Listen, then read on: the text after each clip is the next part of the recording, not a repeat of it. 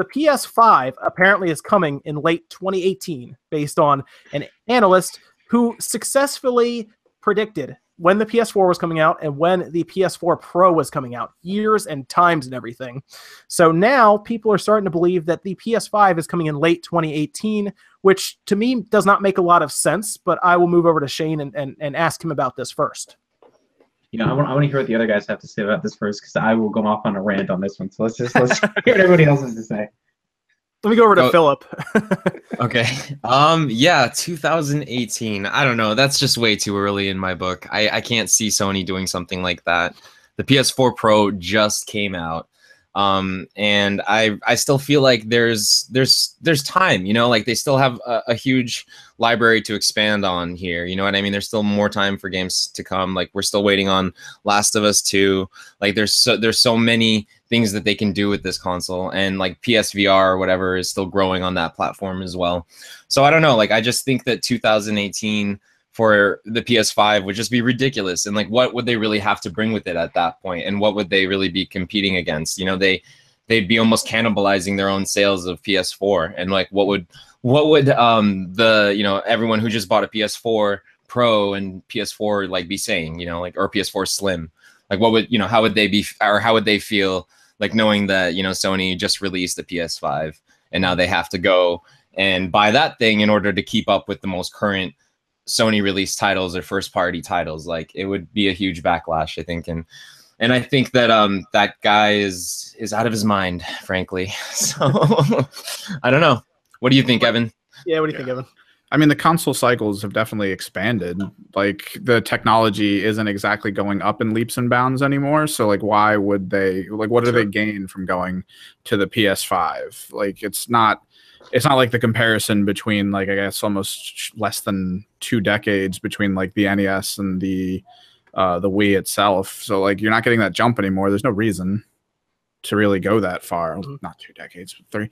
But so why? Like, there's no reason. It shouldn't be going up. At least, like, I don't know why you'd predict going up in power or anything. It would probably be more of a horizontal move into maybe it does something else or something different. Still just does all the PS4 stuff. Maybe focuses a little more on like something media centric beyond what it does now.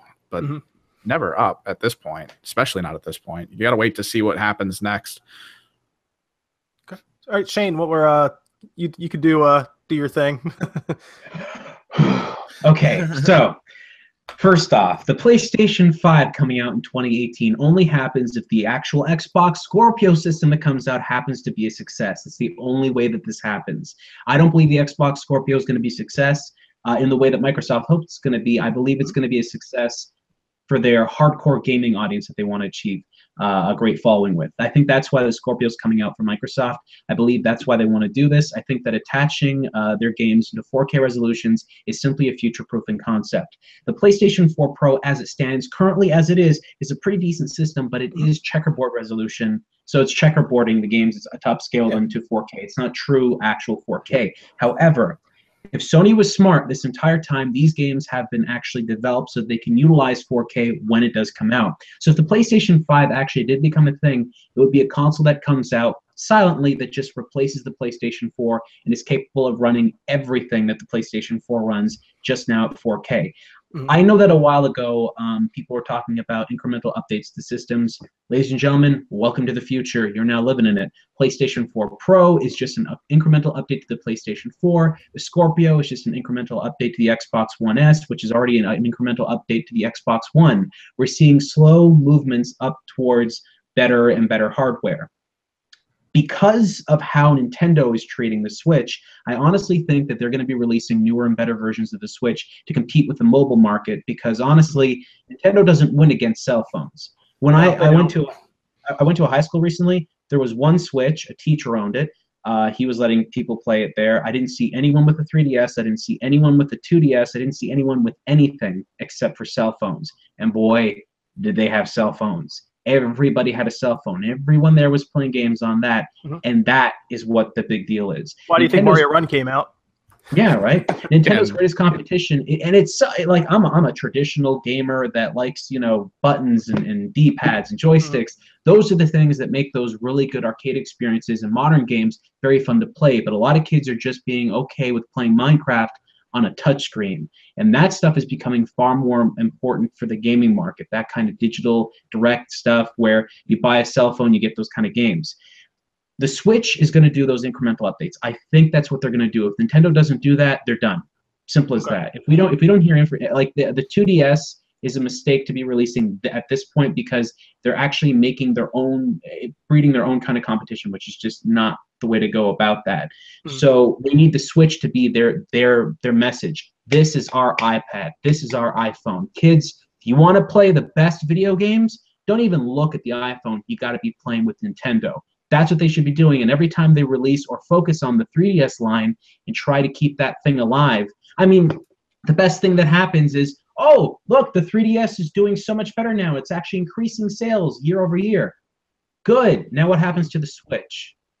Right. We're going to kill it. This is basic logic. You sell one thing more than the other, then people aren't going to be that interested in buying that other thing. People don't go out and buy 2 mobile video game devices to play back to back. That doesn't happen. Like most people out there right now are only buying PlayStation 4 and not Xbox One. We're not seeing like 60 million PlayStation 4s and 60 million Xbox Ones. We're seeing what, 30 million Xbox Ones and 60 million PlayStation 4s?